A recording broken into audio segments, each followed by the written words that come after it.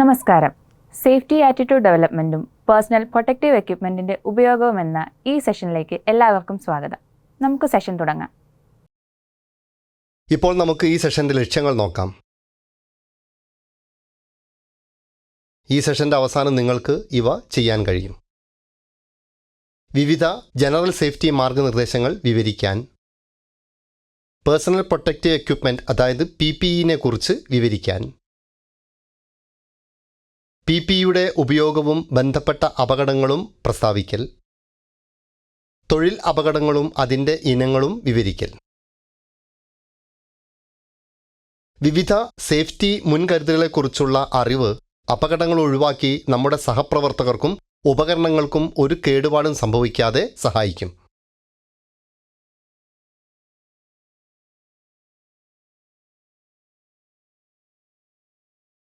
ഇത് കൈവരിക്കുന്നതിന് ഓരോ വ്യക്തിയും സേഫ്റ്റി നടപടിക്രമങ്ങൾ പാലിക്കേണ്ടത് അത്യാവശ്യമാണ്. ഒരു വർക്ക്ഷോപ്പിലെ സേഫ്റ്റിയെ 3 വിഭാഗങ്ങളായി തരംതിരിക്കാം: general safety, machine safety, personal safety. ഇനി നമുക്ക് ഓരോ വിഭാഗങ്ങളെയും വിശദമായി നോക്കാം. ആദ്യം നമുക്ക് ജനറൽ സേഫ്റ്റി മാർഗനിർദ്ദേശങ്ങൾ നോക്കാം. തറയും ഗാങ്വേയും വൃത്തിയായും വ്യക്തമായും സൂക്ഷിക്കുക. വർക്ക്ഷോപ്പിൽ സൂക്ഷിച്ച് നടക്കുക, ഓടരുത്. മെഷീൻ പ്രവർത്തിക്കുന്ന അവസ്ഥയിൽ അവിടെ നിന്നും മാറി പോകരുത്. അധികാരപ്പെടുത്തിയിട്ടില്ലെങ്കിൽ ഏതെങ്കിലും ഉപകരണങ്ങളോ അഥവാ മെഷീനോ തൊടുകയോ കൈകാര്യം ചെയ്യുകയോ ചെയ്യരുത്. സസ്പെൻഡഡ് ലോഡുകളുടെ അടിയിലൂടെ നടക്കരുത്. ജോലിയിലായിരിക്കുമ്പോൾ പ്രാക്ടിക്കൽ തമാശകൾ നടത്തരുത്. ജോബിന് ശരിയായ ടൂളുകൾ ഉപയോഗിക്കുക.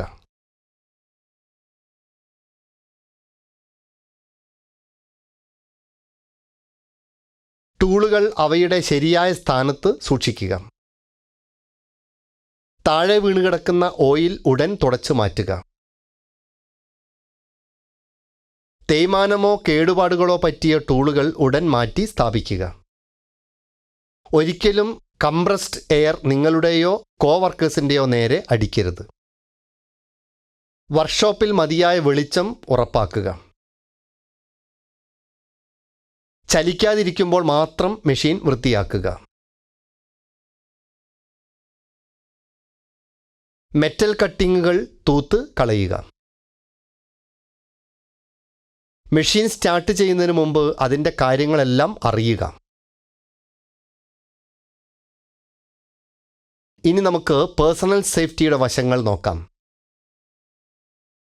വർക്കറിൽ നിന്ന് പ്രതീക്ഷിക്കുന്നത്: മുടി ചെറുതായി മുറിക്കുക, മുട്ടിനു മുകളിൽ സ്ലീവുകൾ ചുരുട്ടുക,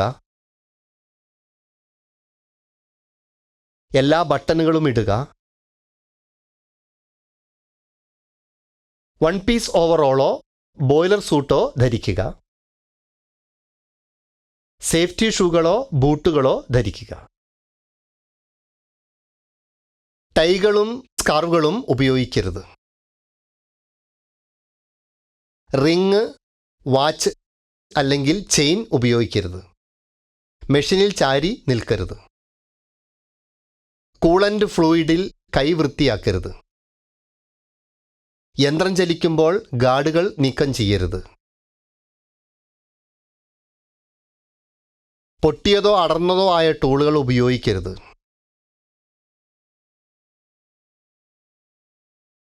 മെഷീൻ സ്റ്റാർട്ട് ചെയ്യരുത്. വർക്ക് പീസ് സുരക്ഷിതമായി മൗണ്ട് ചെയ്യുന്നതുവരെ. Feed mechanism neutral ആകുന്നതുവരെ.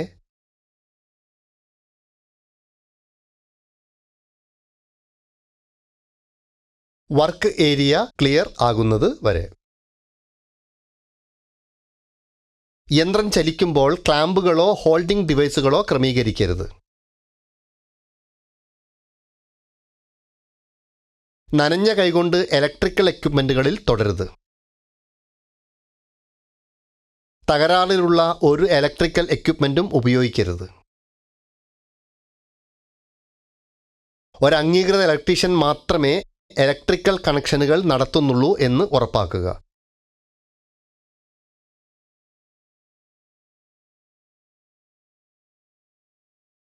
നിങ്ങളുടെ ജോലി ചെയ്യുമ്പോൾ സംഭാഷണത്തിൽ ഏർപ്പെടുകയോ മറ്റുള്ളവരുടെ ശ്രദ്ധ തിരിക്കുകയോ ചെയ്യരുത്.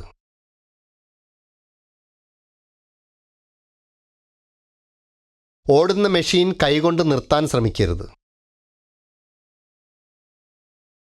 ഇനി നമുക്ക് മെഷീൻ സേഫ്റ്റി നോക്കാം. എന്തെങ്കിലും തകരാർ സംഭവിച്ചാൽ ഉടൻ മെഷീൻ നിർത്തുക.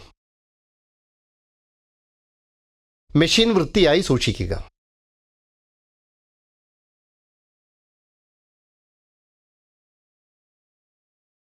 പഴകിയതോ കേടായതോ ആയ ആക്സസറീസുകൾ, ഹോൾഡിംഗ് ഡിവൈസുകൾ, നട്ടുകൾ, ബോൾട്ടുകൾ തുടങ്ങിയവ എത്രയും വേഗം മാറ്റി സ്ഥാപിക്കുക.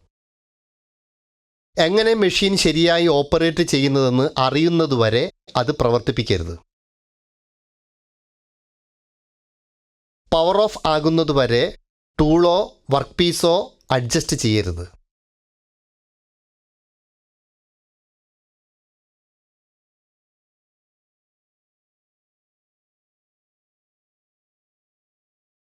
വേഗത മാറ്റുന്നതിന് മുമ്പ് മെഷീൻ നിർത്തുക.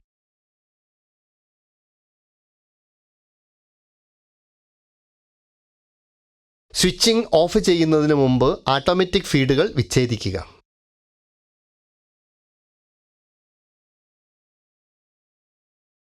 മെഷീൻ സ്റ്റാർട്ട് ചെയ്യുന്നതിന് മുന്നേ ഓയിൽ ലെവൽ പരിശോധിക്കുക.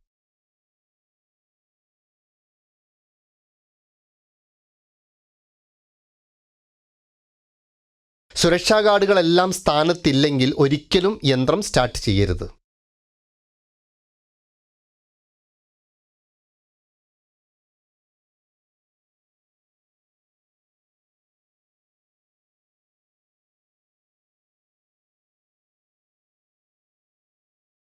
മെഷീൻ നിർത്തിയതിനു ശേഷം മാത്രം മെഷർമെൻറ്റുകൾ എടുക്കുക.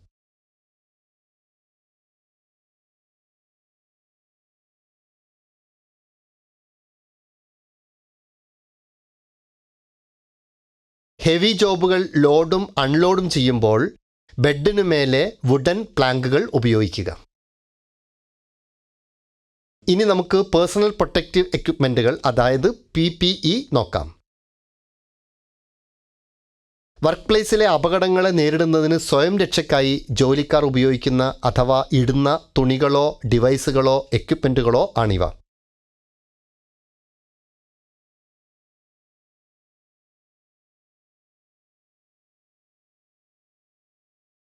അപകടങ്ങൾ നിയന്ത്രിക്കുന്നതിന് ഫലപ്രദമായ എഞ്ചിനീയറിംഗ് മെത്തേഡുകൾ അവതരിപ്പിക്കാൻ കഴിയാത്ത സാഹചര്യങ്ങളിൽ വർക്ക്മാൻ ഉചിതമായ രീതിയിലുള്ള PPE ഉപയോഗിക്കേണ്ടതാണ്.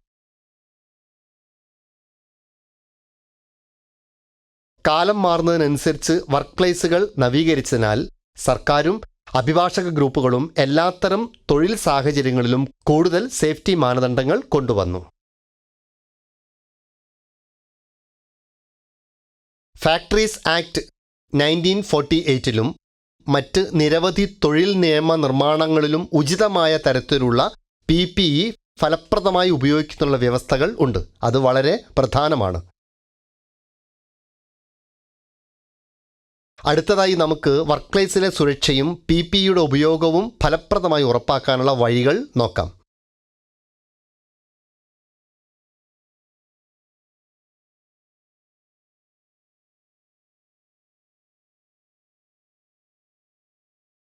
കണ്ണടകൾ, കയ്യുറകൾ അല്ലെങ്കിൽ ബോഡി സ്യൂട്ടുകൾ പോലുള്ള ഏറ്റവും സാധാരണമായ പേഴ്സണൽ പ്രൊട്ടക്റ്റീവ് എക്യുപ്മെൻറ്റുകൾ വർക്ക്ഷോപ്പിലെ തൊഴിലാളി ജോലി സമയങ്ങളിൽ ധരിച്ചാൽ ഇവ കൂടുതൽ ഫലപ്രദമാണ്.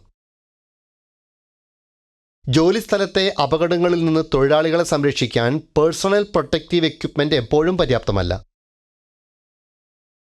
നിങ്ങളുടെ ജോലി സാഹചര്യത്തെക്കുറിച്ച് കൂടുതൽ അറിയുന്നത് ജോലിയിൽ നിന്ന് ആരോഗ്യത്തിനും സേഫ്റ്റിക്കും ഭീഷണിയായേക്കാവുന്ന എന്തിൽ നിന്നും പൂർണ്ണമായും സംരക്ഷിക്കാൻ സഹായിക്കും.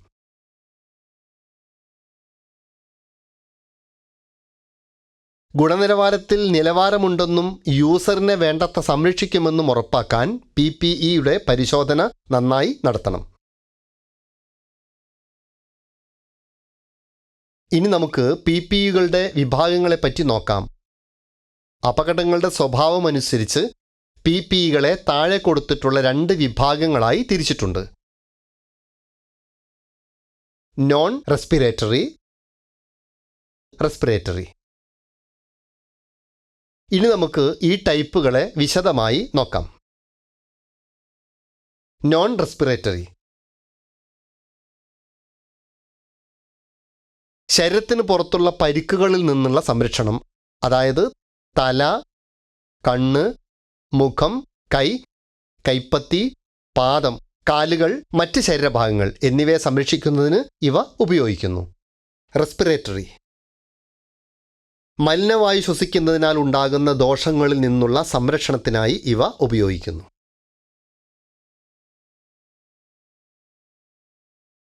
അപകടങ്ങളിൽ നിന്നുള്ള വ്യക്തികളുടെ സംരക്ഷണവുമായി ബന്ധപ്പെട്ട് വിവിധതരം PPEകൾക്ക് അവ ബാധകമായ BIS, അതായത് ബ്യൂറോ ഓഫ് ഇന്ത്യൻ സ്റ്റാൻഡേർഡ് മാനദണ്ഡങ്ങൾ പാലിക്കണം.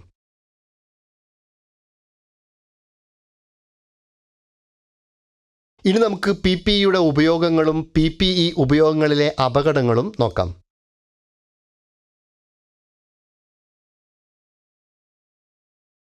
ഹിയറിംഗ് പ്രൊട്ടക്ഷൻ ധരിക്കുക.